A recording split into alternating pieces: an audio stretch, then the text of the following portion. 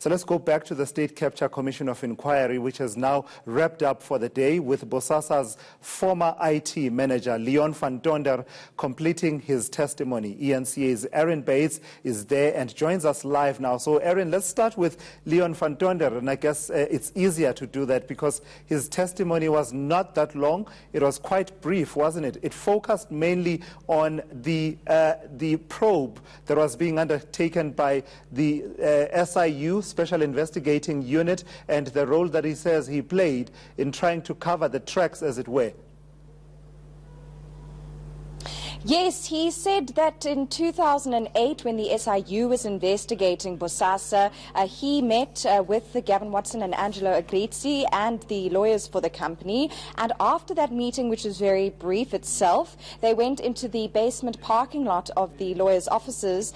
And there, he says he was issued an instruction to go and clear up or delete evidence in Bosasa's servers, amongst Bosasa's data, that might actually incriminate the company over its contracts with the Department of Correctional Services, which Van Tonder says he then did even though he knew it was wrong, directly implicating himself in destroying evidence and potentially defeating the ends of justice. But he gave us some insight to us as well into the company culture at Bosasa and its subsidiaries, describing Gavin Watson as a very intimidating man, as someone whose word was law, and as someone who you really didn't cross. And not only did he do that, but he gave us some insight too into Angelo Agrizzi's relationship when things were going well between him and Gavin Watson, saying, for example, that when he was moved about and had fallen out of favor with the seniors at the company, Agrizzi threatened him with suspension and losing his job, and also then put him on unpaid, well, I'm not sure if it was unpaid leave, but certainly on a suspension for 2 months.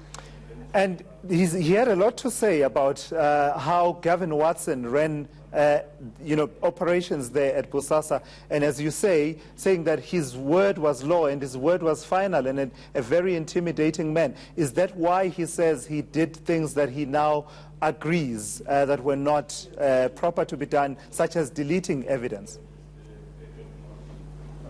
Yes, he did, and he said that it was really fear that motivated him to follow out this instruction that was issued to delete evidence. And he said that in his statement, which he'd signed subsequent to that deletion process, he'd indicated that there was normal data maintenance or data maintenance that was happening at Bosasa, and he was then asked by Deputy Chief Justice Raymond Zondo if this was something ordinary, that he would normally have to sign a kind of sworn affidavit on a normal deletion process. He said this was very distinct and unusual. It was something that was done at the instruction of Angelo Agrizzi, and that what they'd done was, in and amongst a so-called ordinary process of data cleanup, they'd also gone through keyword searches to find documents related to correctional services contracts and then delete those. And yet he found 2 very important documents on tender specifications, which he says he then copied onto hard drives and CDs and kept for years afterward. And there, Tulasi, is where we really saw the lawyer's hat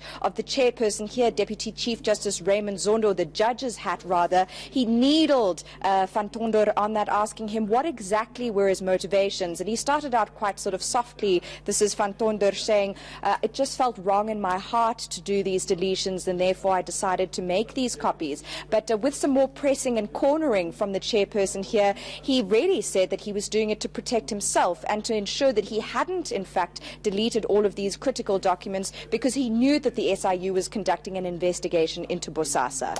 So, and before we heard from Leon van Tonder, we heard from Richard LaRue, and from the name dropping that happened there, it sounded a bit like a roll call of either a cabinet meeting or cabinet Lekgotla meeting, which is underway, or perhaps the who's who in our society, including a chief magistrate.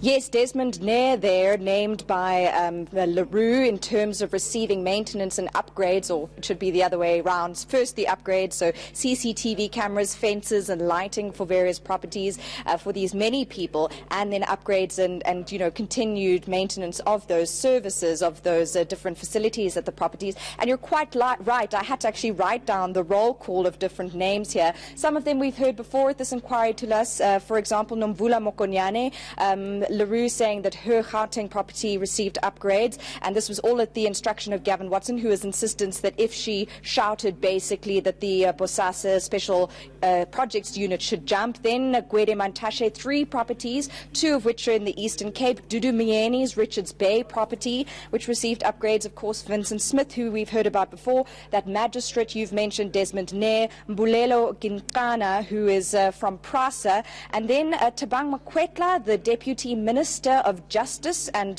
Constitutional Development. What an irony that is. And then Linda MT, of course, of Correctional Services. But LaRue really didn't go into the details of the financials, besides to say that Bosasa paid for it, and they were given strict instructions to never wear any branded uniforms or use branded vehicles when going to these various properties. So this corroborating some of the evidence from Angelo Agrizzi, and really raising some very serious questions, not only for senior politicians, including 2 sitting ministers in President Cyril Ramaphosa's cabinet, but also a member of the judiciary. Yeah, absolutely. And just a day ago or so, I think it was, that the Chief Justice was quoted as saying that no member of the judiciary had been implicated, and 24 hours later we're talking a completely different story. Do we know anything, Erin, about what other witnesses still to come, and whether it's still related to state capture as it manifests through the activities of Bosasa? Well, not for certain, but there is generally a mood of anticipating more Bosasa witnesses here at the Commission of Inquiry into allegations of state capture. We really have seen since the beginning of 2019 a shift in the focus of the inquiry from the Guptas, from Duduzane Zuma and his father, the former President Jacob Zuma, and their business associates, to now the work of Bosasa and the Watsons, another dynasty in South African political life and in business too. And interesting to hear that Lindsay Watson, daughter of Gavin Watson, also came up today in LaRue's testimony, being accused of pressurizing LaRue to sign a statement incriminating only Angelo Agrizzi and those special projects to upgrade and maintain all of those houses, and leave out the likes of Gavin Watson and directors at Bosasa.